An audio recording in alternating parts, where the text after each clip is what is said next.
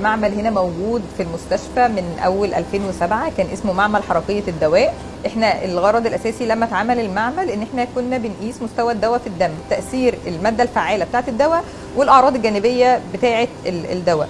فده مهم جدا ان احنا نقيسه عشان المريض ياخد الفايده اللي هو منتظرها من الدواء وما يجيلوش الاعراض الجانبيه اللي هي بتخلي المريض ما يبقاش بينتظم علي اخذ الدواء او بيتضايق من لما بياخد الدواء بيحصل له الاعراض الجانبيه. احنا هنا عندنا دور الصيدلي مهم جدا في وحده العلاج الشخصي، لان الصيدلي مش بس بناخد العينه ونحللها على الاجهزه، لا هو الصيدلي بيراجع كل الحاله بتاعه المريض، بيشوف هل المريض بياخد الدواء مظبوط ولا لا، بيراجع هل الدواء عدى عليه الفتره معينه اللي احنا بنسميها ستيدي ستيت، ان هو الوقت كافي ان الدواء يوصل لمستوى ثابت في الدم.